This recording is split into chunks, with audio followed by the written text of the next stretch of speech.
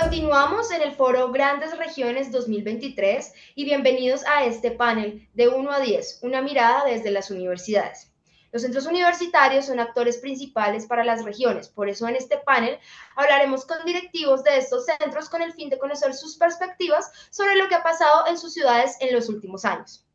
Hoy nos acompañan en este panel Alberto de Castro, vicerrector de la Universidad del Norte, Claudia Restrepo, rectora de la Universidad EAFIT, y Carlos Mario Perea, director del Centro de Pensamiento Región Nación. Bienvenidos y muchas gracias por participar de este espacio. Bueno, empezamos.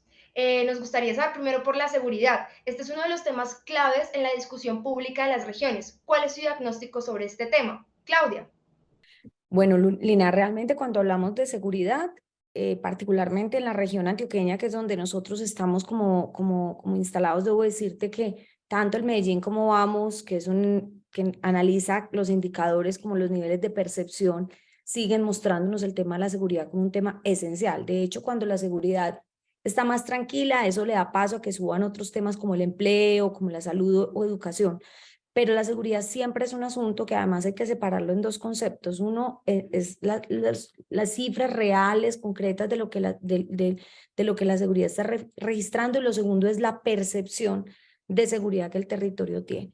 De hecho, nosotros en la universidad trabajamos, tenemos uno de los equipos más profundos en economías criminales, tratando de comprender un poco más el fenómeno, y lo cierto es que hoy en particular sigue siendo para nosotros relevante como centros de estudio seguir afinando qué pasa con los sistemas, digamos, estas economías que se van consolidando en el marco de niveles de inseguridad en el territorio, y tratar de buscar qué tipo de acciones que son integrales, que no son solo policía, que no son solo atención en temas de defensa, sino como sociales y de otro ámbito, pues puedan constituir hoy, digamos, a precisarnos un poco cómo ayudar a entender, por ejemplo, fenómenos como los feminicidios, fenómenos como las violencias intrafamiliares que entran dentro de ese marco, además de las economías ilegales, pues que claramente en el país son importantes en este sentido. Alberto. Pues este es un tema complicado. Todos sabemos que Barranquilla siempre había sido una ciudad bastante pacífica, ustedes saben, aquí en la región Caribe, y actualmente el tema de la delincuencia común se ha incrementado muchísimo en la ciudad, en todos los sectores, en el área metropolitana.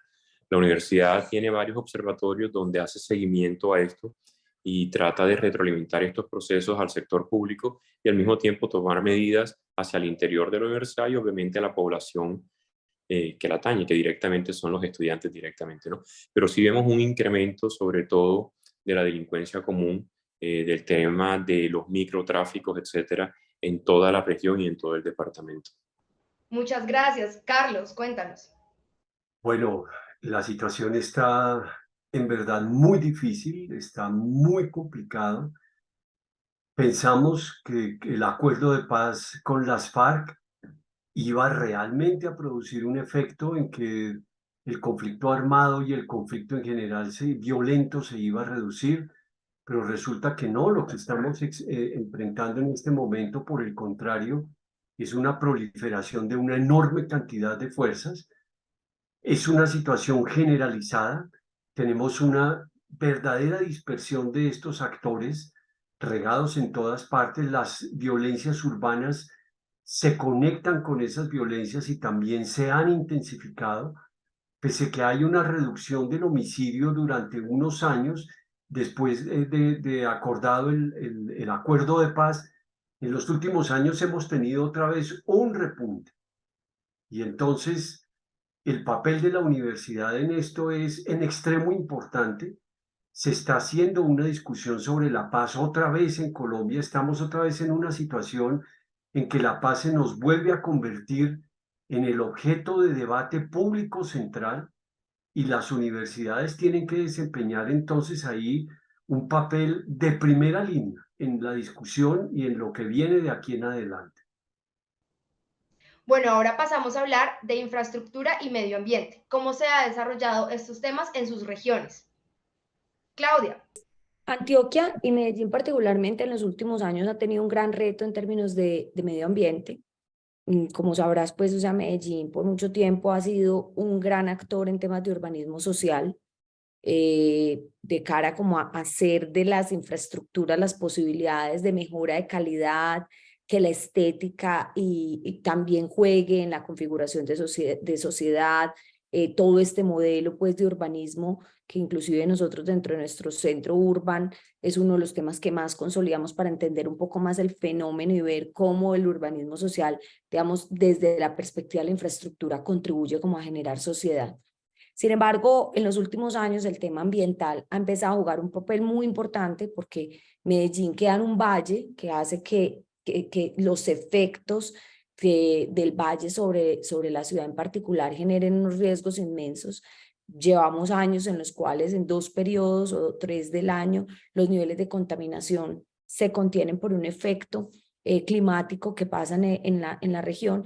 Entonces, a pesar de que tenemos un sistema de transporte limpio como es el Metro de Medellín, a pesar de todos los esfuerzos, pues los asuntos asociados al tema del aire particularmente, creo que es uno de los grandes retos. Ahora, cambio climático nos está generando unas demandas importantes, particularmente cuando se trata pues, de riesgos.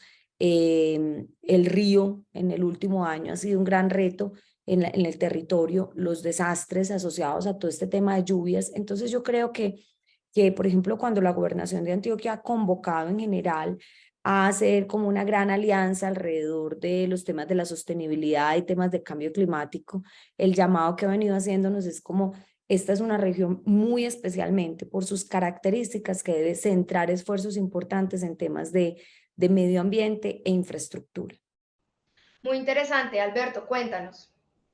Bueno, desde una perspectiva de la institución privada, pues hablo más que todo a título personal. La universidad ha tenido un desarrollo bastante amplio, ha sido bastante reconocido a nivel de país.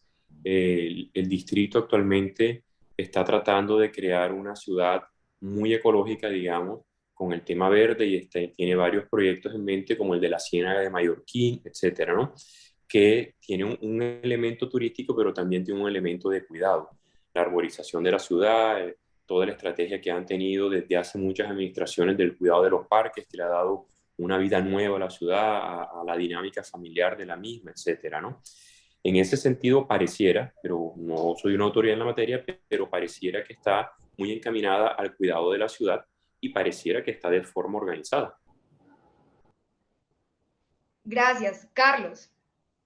El centro de pensamiento, en la medida en que creció de una manera enorme, porque en este momento somos 40 profesores que estamos regados en todas las regiones del país y que tenemos enfoques y búsquedas muy distintas, y tenemos entonces una mirada sobre las regiones.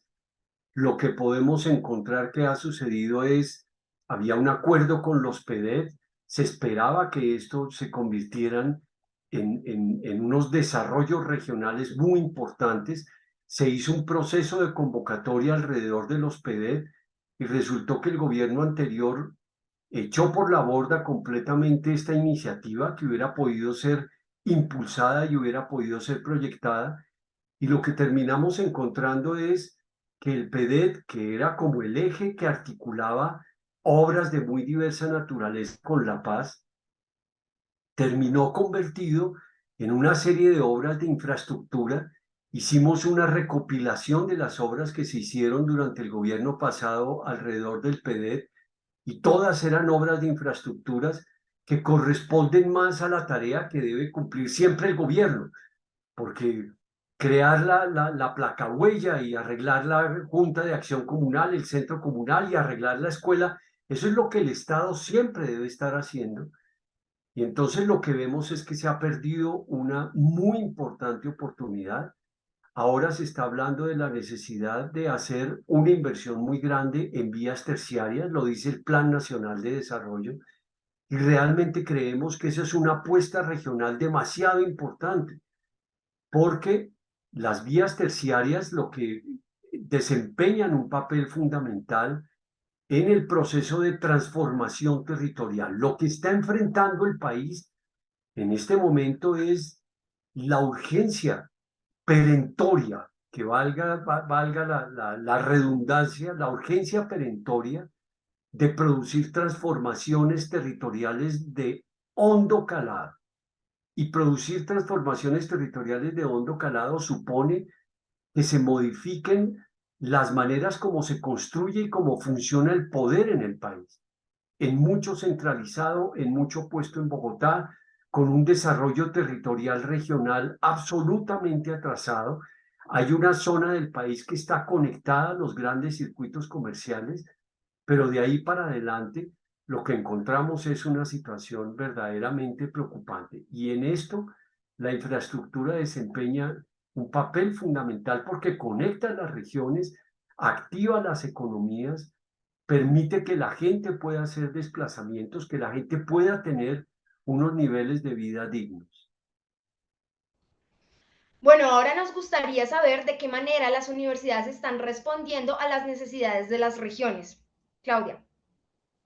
La tarea de las universidades siempre, y hoy más que nunca, está en estar conectadas con el contexto. AFIT, pues particularmente es una universidad que por su ADN pues, nació hace 63 años en un contexto, era formar el talento que la región necesitaba para impulsar su desarrollo social y económico. Entonces, digamos que la tarea nuestra es casi que todo nuestro sistema de CTI, de ciencia, tecnología e innovación, contribuya como a fortalecer el ecosistema, no solo regional, sino del país. Entonces, nosotros tenemos unos centros de estudio y incidencia, que es una de las, muchas de las maneras como las universidades elegimos hacer transferencia de conocimiento. Porque digamos que nosotros formamos, sin duda, esa es una de nuestras grandes tareas, pero creamos conocimiento a través de la investigación. Parte de la gran tarea nuestra es cómo transferirla a la sociedad, cómo transferirla a los sistemas públicos, cómo transferirla a las organizaciones y a los emprendimientos y a las empresas más consolidadas.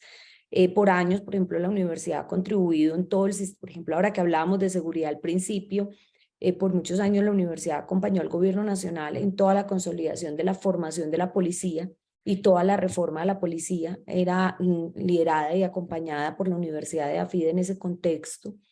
En temas como infraestructura y medio ambiente, por ejemplo, el centro nuestro que es Urban, es un centro especializado en urbanismo social y en asuntos ambientales, en temas territoriales. Yo creo que una de las grandes fuerzas de una universidad como la nuestra, que son universidades de región, es que podemos contribuir inclusive en el, no solo regional, sino en el ámbito nacional, pero con una mirada muy local. O sea, nosotros somos expertos en mirar los fenómenos públicos, sociales y políticos desde el ámbito más territorial, porque a veces cuando uno mira los esquemas de política nacional, pues su mirada es mucho más general. Cuando tú llegas a la localidad ya el reto es distinto. Entonces yo creo que una figura fuerte es como la consolidación de un sistema de ciencia, tecnología e innovación que permita que conectemos el conocimiento universitario con las empresas, las organizaciones y las industrias, además de los sistemas públicos que tiene un territorio. Muchas gracias. Alberto, por favor. Ese es un tema importantísimo porque a mi juicio ese es un deber de toda universidad, tanto privada como pública. Una universidad, por su razón social, obviamente está destinada al tema de la educación y la formación de la educación superior, obvio, pero un capítulo que está implicado en eso es el impacto social. Entonces la universidad, como cualquier otra universidad que se considere seria, tiene que preocuparse no solamente por hacer transferencia del conocimiento en el ámbito científico, sino también en el ámbito social. Es decir, el conocimiento que genera una universidad como esta tiene que ser utilizado para tener impacto social. ¿A qué me refiero? Que el conocimiento y la meta es que cada vez más el desarrollo académico y científico sea útil, necesario para los planes de desarrollo del distrito y de la gobernación. Y ojalá que esos conocimientos tengan incidencia, digamos, en política pública. Esa es una meta mucho más ambiciosa y es más a largo plazo. Pero inicialmente la meta es hacer la transferencia de conocimiento social para que ese conocimiento sirva para los planes de desarrollo de la ciudad y el departamento.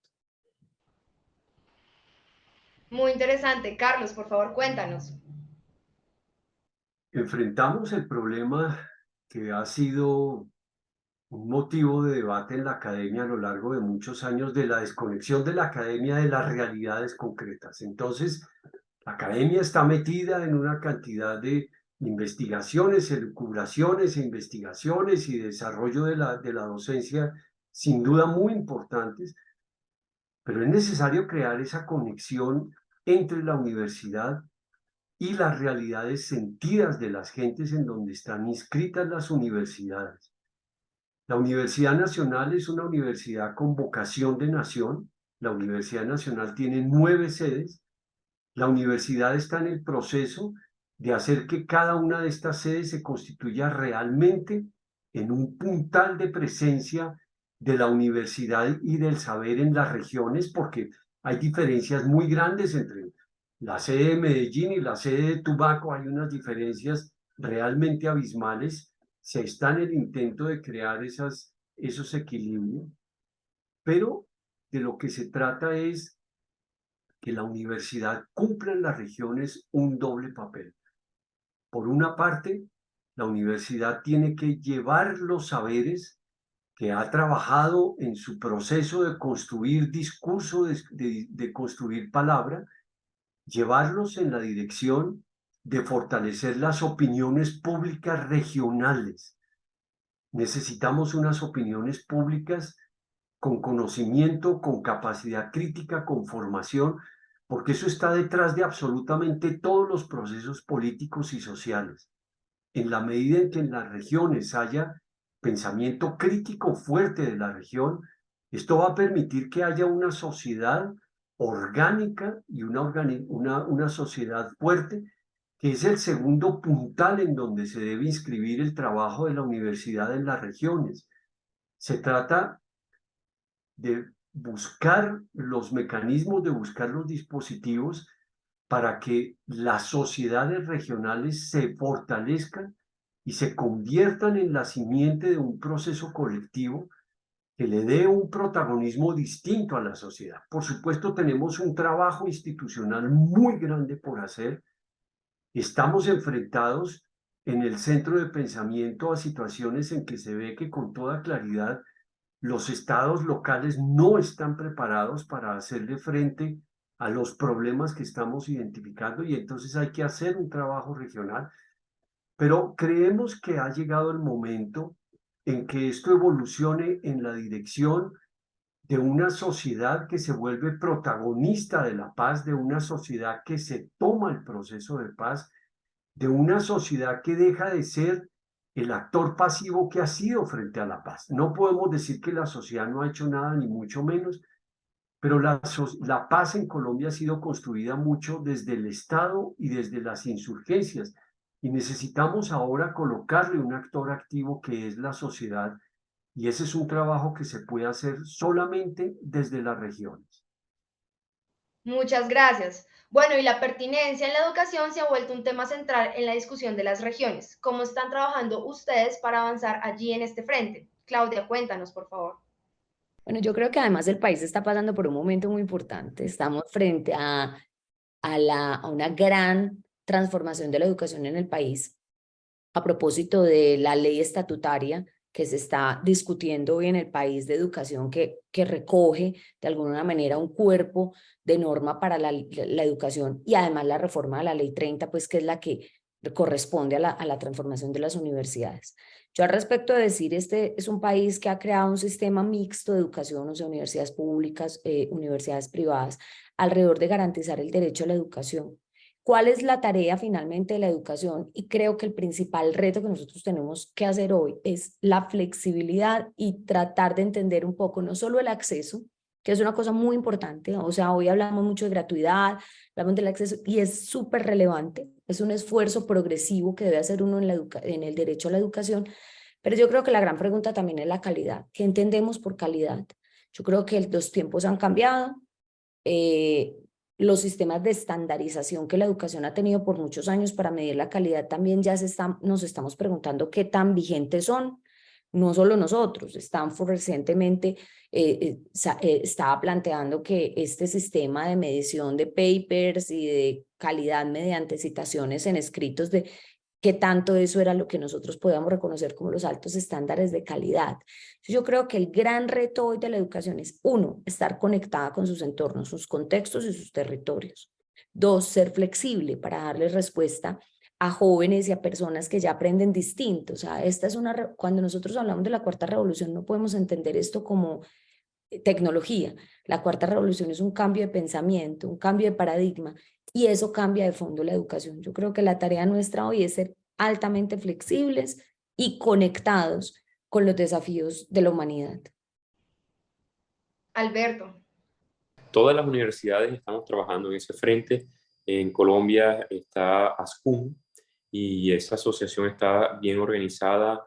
Hay redes de rectores, hay redes de vicerrectores. Estamos en una relación muy cordial, trabajando conjuntamente en beneficio mutuo. Eso a mí me ha fascinado, la verdad, porque obviamente aunque cada institución, digamos, tiene su propio interés, al mismo tiempo estoy viendo una unidad, ¿sí? Que está tratando de trabajar por un beneficio común. En ese sentido, todas las universidades están tratando de estar lo más cerca posible al gobierno para poder retroalimentarlo, sobre todo ahora en el tema de la reforma, la ley 30. Estamos un poco a la expectativa, esperando la propuesta para poder retroalimentarla de la mejor manera posible, pero lo que sí te quiero decir es que las universidades estamos muy unidas al respecto, ¿no? Muchas gracias. Carlos, cuéntanos. Que el saber, que el conocimiento sea pertinente, es una cosa que depende única y exclusivamente de la conexión del saber con las realidades concretas de la gente. En la medida en que haya una conexión profunda entre la universidad y las poblaciones en las regiones, los problemas en las regiones, en esos momentos el saber se vuelve pertinente, porque ahí estamos hablando de una academia que hace una opción académico-política en el sentido que es academia y tiene que producir palabra, discurso y saber, pero que es política en la medida en que tiene la vocación de incidir sobre las realidades en curso. Se trata no solamente de proponer para el Estado la adopción y la construcción de políticas públicas, que es una tarea fundamental, pero se trata también de una academia que sea capaz de proponer líneas de acción a la sociedad. Bueno, y finalmente nos gustaría saber de un tema muy importante en la actualidad. La revolución tecnológica es hoy un desafío para todos. ¿Cómo están abordando el tema desde sus universidades? Claudia, por favor, cuéntanos. La revolución tecnológica pues conecta con muchas cosas, entre ellas la forma del aprendizaje. Nosotros hoy pues digamos que la tecnología es uno de los grandes, nosotros trabajamos en la universidad por desafíos, o sea, casi que preguntas del mundo y hacia allá conectamos todas nuestras escuelas. Uno de nuestros grandes desafíos está en todo este tema de la transformación tecnológica y el cambio de paradigma. Para eso, inclusive, además de que hemos hecho reformas sustanciales en el currículo, hoy todos nuestros estudiantes en primer semestre ven pensamiento computacional como una clase obligatoria, independiente si estudian literatura, música o si estudian ingenierías. En la idea de que puedan tener un poquito más de contexto de pensamiento complejo y eso les permita acercarse y aproximarse a un lenguaje nuevo que es el lenguaje tecnológico y el lenguaje del algoritmo. Cambio curricular para poder conectar muchísimo más una educación que sea combinada, o sea, que permita lo virtual y lo presencial, porque son competencias que debemos ir combinando. Creamos una plataforma que se llama Nodo, es casi que una institución dentro de la universidad diseñada para conectar los problemas de las industrias en tecnología con la formación de talento. Entonces, esta es una escuela que lo que hace es que con retos empresariales de tecnología pone a grupos de estudiantes de manera colaborativa a aprender a hacer web, a hacer backend, a hacer frontend o a hacer cloud en una ruta compleja para poder trabajar juntos. Entonces, yo lo que creo es que estamos trabajando en currículo, en nuevos sistemas de formación, en una transformación de nuestros sistemas de prácticas para que los jóvenes tengan más interacción con las industrias, pero sobre todo transformando la comprensión de lo que es el pensamiento computacional, que creemos que es uno de los grandes retos. Todos hablamos de código,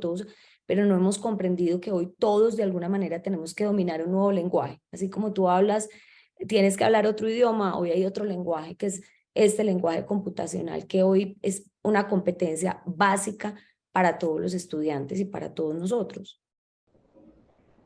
Muy interesante y pertinente esta información. Alberto. Ese tema de la revolución tecnológica, la inteligencia artificial, obviamente cuando salió con un gran cambio siempre genera algo de incertidumbre y algo de miedo, pero por lo menos en la Universidad del Norte lo que queremos es incluir todos los temas tecnológicos como la inteligencia artificial y muchos otros como parte del quehacer, es decir, es una herramienta más, que es una herramienta aparentemente un poco más poderosa que las tradicionales, pero no hay que tenerle miedo. Desde la Universidad del Norte no estamos de espaldas a ellas, pero ¿cómo las queremos trabajar? Como una forma de incentivar que el estudiante pueda desarrollar el pensamiento crítico a partir de la información muy rápido que se recoge desde muchas partes por estas nuevas tecnologías. Entonces, si nosotros podemos mirar estas nuevas tecnologías como un estudiante más en un salón de clase, por ejemplo, a partir de la información rápidamente recogida, podemos estimular la creatividad, la creación, el pensamiento crítico de un estudiante, no para que reemplace su pensamiento, sino para que aprenda a pensar a partir de la información recogida. En ese sentido, puede ser una herramienta pedagógica maravillosa. Muchas gracias. Carlos, cuéntanos. Tenemos un problema en Colombia harto difícil en la medida en que el porcentaje de población que tiene conexión efectiva a la red es muy reducido.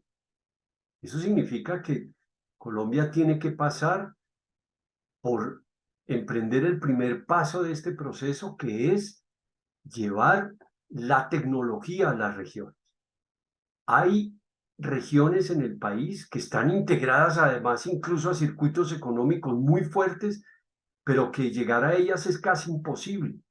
Cuando hacemos el trabajo con la gente, por ejemplo, hicimos un diplomado con líderes y lideresas en el CESAR, el problema que teníamos de la conexión con los estudiantes era extraordinariamente complejo, porque no podían acceder, tenían que desplazarse a sitios muy lejanos para poder entrar a las reuniones colectivas, cuando hacíamos las reuniones colectivas o las reuniones de asesoría con los grupos pequeños.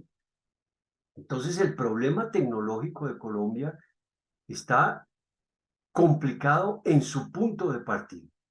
Más allá de eso, tenemos ahora el problema de la inteligencia artificial y las preguntas que nos plantea eso en la academia, que son demasiadas.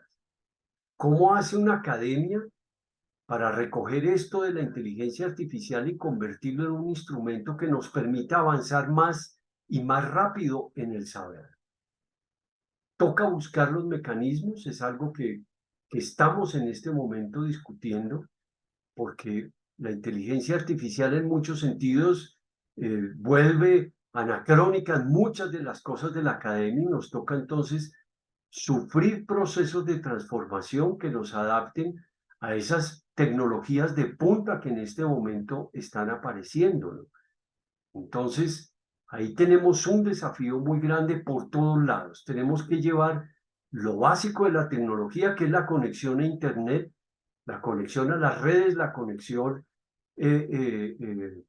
a las redes digitales, pero tenemos el problema de cómo resolver estos grandes avances de la tecnología contemporánea.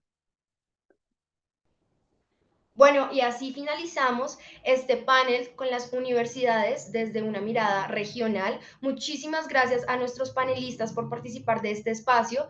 Gracias. Lina, pues muchas gracias a ti y a Forbes por estas conversaciones que creo que enriquecen muchísimo. La educación tiene un principio, es que sea un diálogo de saberes y esto contribuye muchísimo a eso. Muchísimas gracias. Muchas gracias a ustedes y un saludo para todos. Y gracias a todos nuestros espectadores por quedarse hasta aquí. Los invitamos a seguirnos en nuestras redes sociales, a visitar nuestra página web y a estar súper pegados de nuestros eventos virtuales y presenciales que seguiremos teniendo. Muchísimas gracias.